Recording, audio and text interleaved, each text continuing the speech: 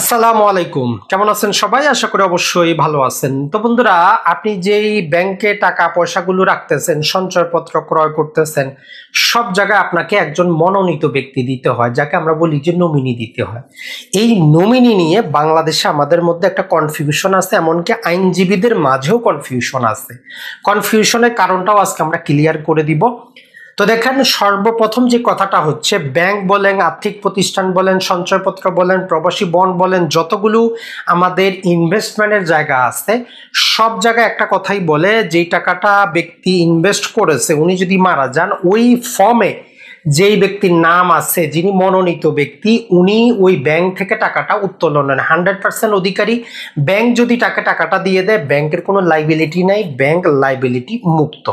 তো এটা ব্যাংকে হইতে পারে, সঞ্চয়পত্র হইতে পারে, প্রবাসী বন্ড হইতে পারে, আরো নানা প্রকার যত জায়গা আছে সব জায়গায় হইতে পারে। যিনি নমিনি থাকবেন উনি টাকাটা পাবেন। তো নমিনি আপনি একজন, একাধিকজন, নাবালককেও দিতে পারেন, কোনো সমস্যা নেই। নমিনি আপনার ছেলে, মেয়ে, পাড়া, প্রতিবেশী, কোনো ব্যবধান নেই। আপনি যাকে খুশি তাকে আপনার নমিনিটা আপনি দিতে পারেন, আইনগত কোনো বাধা কিন্তু সেখানে নাই। এখন আসি, যদি কোনো নমিনি, যিনি নমিনিটা দিয়েছেন তার পূর্বেই মারা যায়, অর্থাৎ আপনি যাকে নমিনি করছেন আপনি এখনো জীবিত আছেন, নমিনি মারা গেছে, এই রকম ক্ষেত্রে আপনি চাইলে নমিনিটা পরিবর্তন করতে পারেন। অথবা যদি এভাবে থেকে যায়, আপনি যখন মারা যাবেন, যেখানে নমিনি ব্যক্তির আগেই মারা গেছে, সেই ক্ষেত্রে ওই ব্যক্তির স্বাভাবিক ধর্মীয় আইন অনুযায়ী যে উত্তরাধিকারী, তারা উত্তরাধিকার সনদের মাধ্যমে ওই সেখানে টাকা পয়সাগুলা পাবে। এখন বাংলাদেশের আদালতে 2017 সালে একটা রায় হয়েছিল যে যিনি নমিনি উনি একজন ট্রাস্টির মতো কাজ করবেন, ট্রাস্টির মতো কাজ করে টাকা পয়সাটা এনে কি করবেন, উত্তরাধিকারীর মাঝে বন্টন করবেন।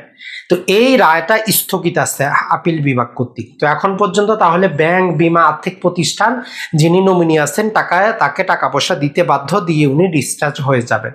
এখন আসি ধর্মীয় বিষয়।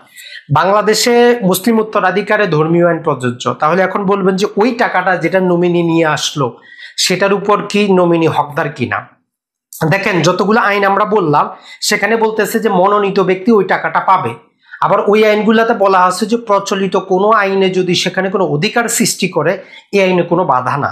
তো এই জন্য আপনি যদি মৃত ব্যক্তির টাকাটা ওই নমিনির কাছ থেকে পাইতে চান, তাহলে আপনাকে নর্মাল সিভিল মামলা করতে হবে। মৃত ব্যক্তির সম্পত্তির ভাগ বাটোয়ারা চেয়ে আপনি নর্মালি মামলা করবেন, তাহলেই পাবেন।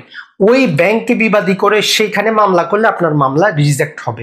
মনে রাখবেন, টেকনিক্যালি মামলাটা করবেন যে আপনি মৃত ব্যক্তির টাকা বন্টনের জন্য আবেদন করেছেন, মৃত ব্যক্তির সম্পত্তি বন্টনের জন্য আবেদন করেছেন।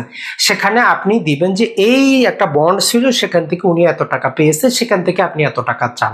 তো এই হইলে আপনার মামলার ভিত্তিটা যথেষ্ট থাকবে, কোনো আইনে আপনি প্রভাবিত হবেন না।